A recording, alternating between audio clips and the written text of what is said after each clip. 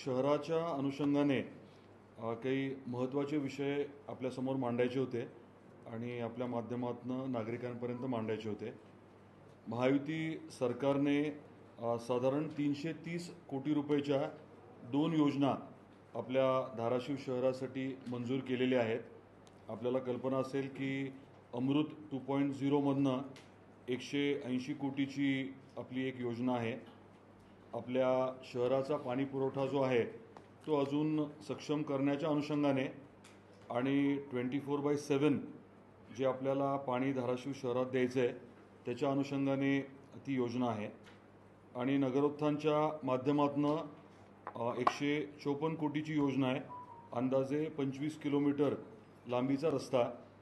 तर या दोन्ही योजनांच्या कामाच्या भूमिपूजनाच्या अनुषंगाने आपण आदरणीय मुख्यमंत्री महोदय आणि दोन्ही उपमुख्यमंत्री महोदयांना विनंती केली होती वेळ देण्याबाबत, आणि त्यांनी वेळ देण्याचं काय म्हणतात मान्य केलेलं आहे।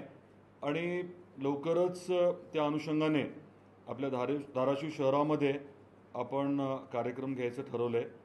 तर या योजनेची माहिती आणि जो काही त्याचा तपशील आहे, बाकी डिटेल्स त्या आपल्याला प्रेस नोटच्या माध्यमातून उपलब्ध केल्या जातील।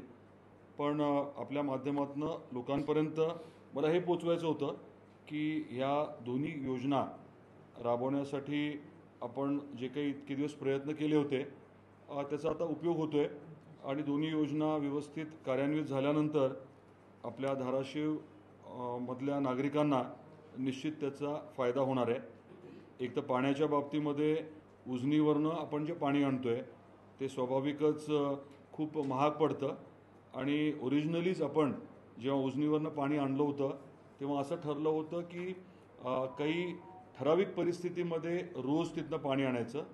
एरवी मेंटेनन्सच्या अनुषंगाने जे पाणी तिकडनं आणणं गरजेचं आहे किंवा तिथले पंपसेट्स चालू ठेवणं गरजेचं आहे, त्या पद्धतीने ते चालू ठेवायचे असं साधारण ठरलेलं होतं।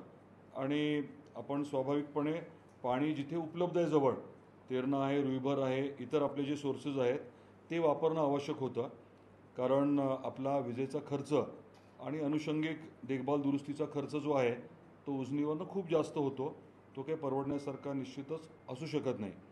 तर या सर्व गोष्टींचा विचार करून या कामाची जी आहे सुरुवात जी आहे नगरोत्थानच्या अमृत 2.0च्या माध्यमातून त्याची एका अर्थाने सुरुवात झाली आहे, परंतु अधिकृत सुरुवात जी आहे ती मुख्यमंत्री महोदय आणि दोन्ही उपमुख्यमंत्री महोदयांच्या उपस्थितीमध्ये होईल।